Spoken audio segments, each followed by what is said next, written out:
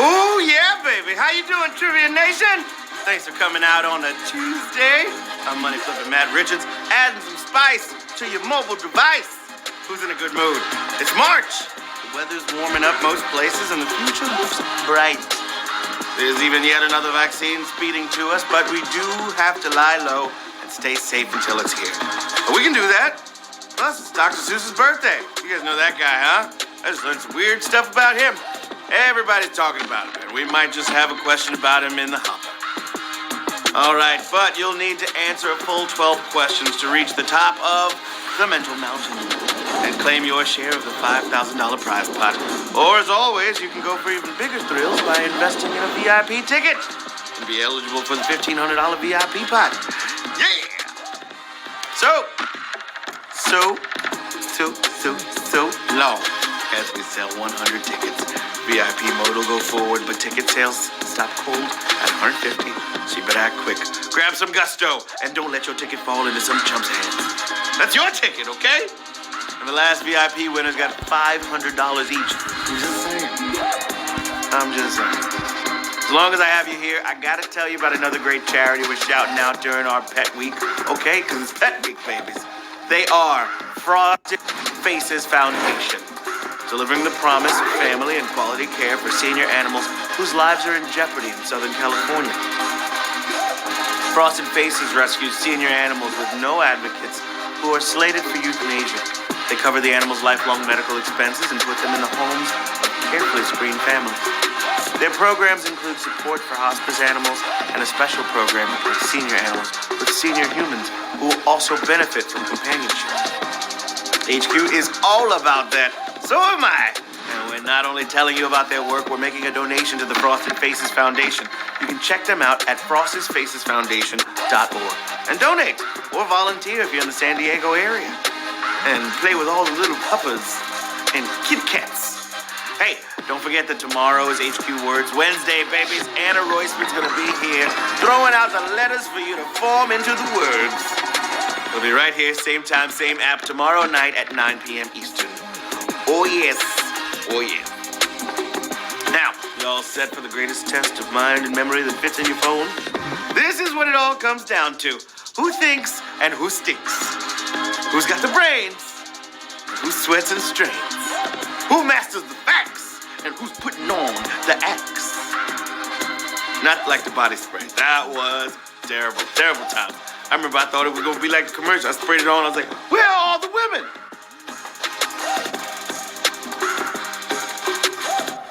Maybe their train is late.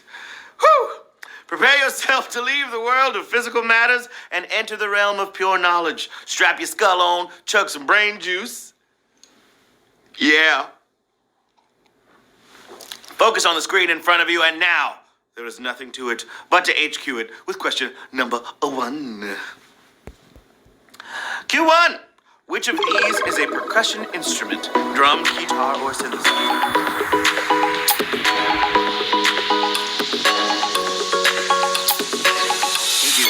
Without a doubt.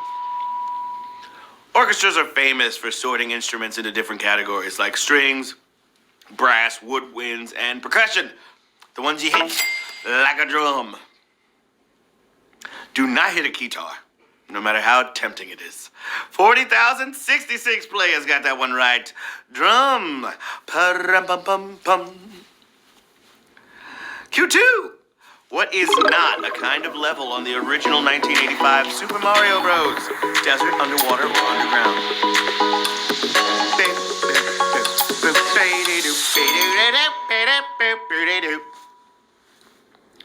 Remember when you go underground? It's bedu-dedu-dedu. Bedu-dedu-dedu. Okay, sorry. This was one of the first video games to give you different experiences in a variety of environments, but the desert is not one of them. 31,353 players got that right. If you want the desert, Mario 3 is your jam, okay? Out there with the cacti and whatnot. Yeah. Q3. Canada's capital holds a yearly tulip festival as a reference to their history with what country? Denmark, France, or Holland? A tulip festival? That sounds pretty.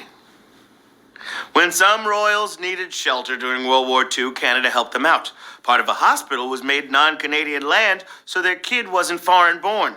That's Holland. Isn't that weird? 29,649 players got it right. They still send tulips to them as a thanks, and they grow them all at once.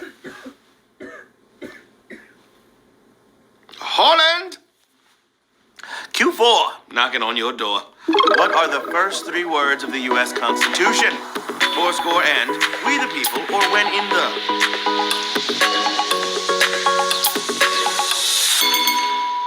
All right, three of America's most important documents are started off here.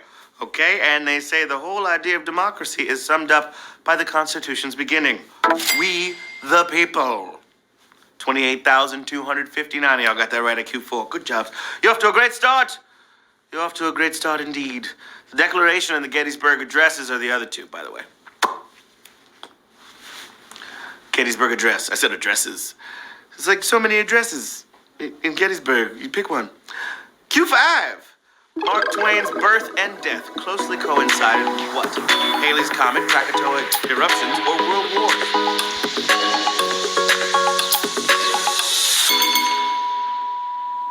A remarkable life full of remarkable works had remarkable milestones at both ends, and Twain himself predicted correctly that he'd leave the Earth on the return of Halley's Comet. He went the day after it breezed past Earth. 25,894 players got that right. Halley's Comet. Ooh, wait. Question number 6. And it goes a little something like this. The first endangered American animal to be cloned was what kind of creature? Ferret, hamster, or shrew?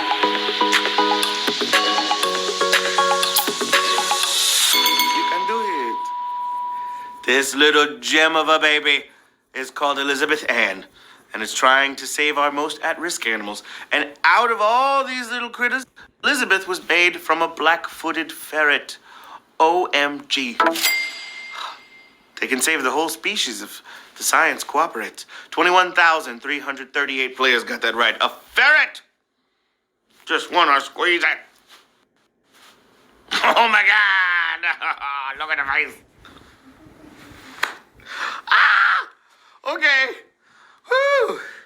Question number 7. Which of these chains released a designer fragrance smelling like their food? Burger King, KFC, or Taco Bell?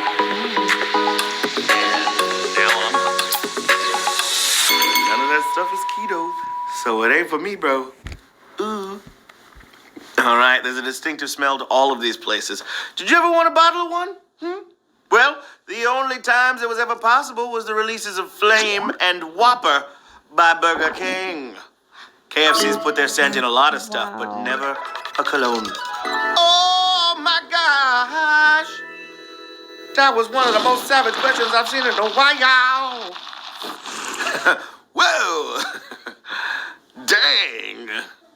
12,000 extra lives just got used right now. I don't know who wants to smell like a Whopper. That's... What? What do I think of next? Question number 8. I know you're feeling great if you got that last one right. But even if you use an extra life, you're still feeling great because you're still in the game. Alrighty. The term writing on the wall is often attributed to which book of the Bible? Amos, Daniel, or Joel? What's it gonna be? The writing's on the wall, but it's also in the book. It's from Belshazzar's Feast, where a spooky hand appears, makes a few notes on a wall, and freaks out the king in the book of Daniel. That's right, 13,042 got it right. We put the writing on your screen, but that's it. Yeah, that's it. All right, Q9, babies. Who was not listed as a cast member on Saturday Night Live's first episode? George Coe, Michael O'Donoghue, or Valerie Bromfield? Okie dokie. In October 1975, SNL's cast was picked, but hadn't fully solidified, and all 3 of these people performed on that first episode, but as you can see, Valerie was only a guest performer. 9,710 got it right, We only got 3 more cues to make it do what it do. Let's see who's gonna go the distance. I'm excited. Oh yeah, Q10. What is the only middle initial in the title of a Dr. Seuss book? I, K, or N? Dr. Seuss book is a middle initial? It was either I or K. Seuss cranked out a lot of books that are still being read so many decades later, like the 1972 beginner-level book, Marvin K. Mooney. Will you please go now? He did not want to leave. 8,421 of you got it right. K was the answer. Yes, it was. Q11. All dogs go to heaven. A bust on top of a station near the South Pole was originally aimed at what city? Moscow, London, or Washington? Moscow or London? All right, if you can get all the way to the South Pole with some extra gear in tow, throw it in that duffel. In fact, that's why there's a mostly buried bust of Lenin's head that should be aimed at Moscow. Pranksters turn it away, but it's often tweaked back. 7,189 of you are moving on to the final question of tonight's game. Question 12. What's that smell? Smells like money. Follow me at Matt Was Funny. Woo! That's a question 12. Q12. What kind of gas is commonly inhaled to lower the pitch of the inhaler's voice? Greenhouse, noble, or organic? This one's for all the marbles, kids. All right, I bet you fooled around with helium before, but you can get a deep, deep voice under proper safety conditions with a lung full of sulfur hexafluoride. But I recommend you use audio software instead. The stuff is a little dangerous and a greenhouse gas. We have 3,465 winners of HQ Trivia!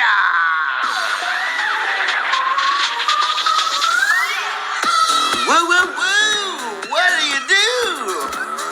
And yee, yee, indeed. I do that for Gab. Because one time, I'll tell y'all later. I didn't have time to look at the script, and Gab wrote me an intro. And it's just yee yee. I was like, when have I ever said that? And Gab was like, I just thought it would be something like you'd say. And then it stuck. I've had people stop me in the street, yee yee, money flipper. And I was like, okay. What's up, friend? Shout out to all our winners. Judithism, Ilium William, Langlui, Allo Scoop, Simon Burr, Sunnyok, Darren Rio. Just to name a few. Oh, yeah. Congratulations to everybody who took home some spendy tonight. But we're grateful to everybody who just showed up to play. So come on back, try again, have more fun, learn some stuff, and creep closer and closer to a win. Tomorrow's game is going to be HQ Words with my sister from another mister, Anna Roisman, and a 12 tricky word puzzle game of words. Puzzling yourself. Yeah. I hope you remembered Frosted Faces Foundation, making so many big differences, saving the lives of senior dogs and pairing them with loving homes. They're at Frosted Faces Foundation, and every little donation makes a difference. Okay? Okay. Until I talk to you again, this is Matt Richards saying, the dinosaurs went extinct because they didn't use a mask and sanitizer. They figured, I eat plants, my immune system can take it. Nope!